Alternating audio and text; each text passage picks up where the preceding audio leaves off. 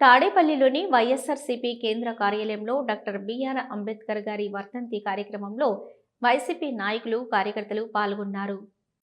YSR Congress party central ఆఫీసులో ఆయన వర్ధంతి కార్యక్రమానికి హాజరైనటువంటి పెద్దలందరికీ ఆయన ఇచ్చినటువంటి సందేశం ఈ దేశంలో దాదాపు 76 సంవత్సరాలుగా వర్ధిల్లుతుందా, తిరోగమన మార్గంలో ఉందా? అధికారంలోకి వచ్చిన తర్వాత వైఎస్ఆర్ కాంగ్రెస్ పార్టీగా తన వంతు బాధ్యతని రాజ్యాంగబద్ధంగా అంబేద్కర్ గారి ఆలోచనల్ని ప్రతిబింబించే విధంగా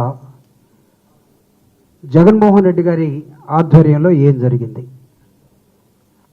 ఇది నాకు తెలిసి 134 సంవత్సరాల క్రితం పుట్టినటువంటి ఒక అస్పృశ్యుడు భారతదేశ ఎల్లలు దాటి ప్రపంచంలో అగ్రగామి దేశాలుగా ఉన్నటువంటి అమెరికా, రవి అస్తమించని బ్రిటిష్ వాదులు 200 సంవత్సరాలు ఈ దేశాన్ని పరిపాలిస్తే ఆ గడ్డకే వెళ్ళి వాళ్ళని కూడా ప్రశ్నిస్తూ ఈ దేశ స్వతంత్ర పోరాటంలో భాగస్వాములైనటువంటి అంబేద్కర్ గారు అనేకమైన అంశాలని రాజ్యాంగం రూపంలో మనకిచ్చారు.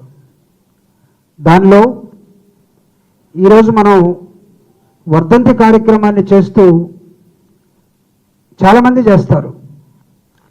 ఎవరికి అర్హత ఉన్నది, ఎవరికి అర్హత లేదు, ఆయన ఆశయాల్ని ఎవరు సాధించారు, ఎవరు వెనక్కి తీసుకెళ్తున్నారు, ఒకవేళ సాధించే క్రమంలో what is the role of YSR Congress party?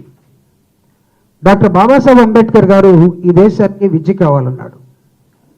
ఈరోజు చాలామంది నిన్నే చూస్తే స్టూడెంట్స్ తోటి పవన్ కళ్యాణ్ గారు, నేను పేర్లు చెప్తున్నాను, చంద్రబాబు నాయుడు గారు, లోకేష్ గారు విద్యార్థులతో మాట్లాడుతూ విద్య అనే ఆయుధం మనిషికి ప్రధానమైంది, దీన్ని మేము ఇస్తున్నామని చెప్పాడు. అయితే అదే ఆయుధాన్ని జగన్మోహన్ రెడ్డి గారు ఈ రాష్ట్రంలో తన పరిపాలన కాలంలో ఏ మోడల్నైతే డాక్టర్ బాబాసాహెబ్ అంబేద్కర్ గారు కోరుకున్నారో ఇంగ్లీష్ రూపంలో, ఇంగ్లీష్ మీడియంలో ఈ దేశంలో ఉన్నటువంటి సగటు మానవుడికి అందేటట్టుగా ఆయన ఆశయాల్ని జగన్మోహన్ రెడ్డి గారు ఖచ్చితంగా నిర్వర్తించాడు అనేది చెప్పడానికి వైఎస్ఆర్ కాంగ్రెస్ పార్టీ గర్వపడుతుంది. మీరు తెలుగుదేశం కానీ కూటమి కానీ ఆయన ఆశయాల్ని మీరు వెనక్కి తీసుకెళ్లారా, ముందుకు తీసుకెళ్లారా? జగన్మోహన్ రెడ్డి గారు ఇచ్చినటువంటి అంబేద్కర్ బాటలో English medium to the poor people, rural people భారతదేశంలో, ఆంధ్రప్రదేశ్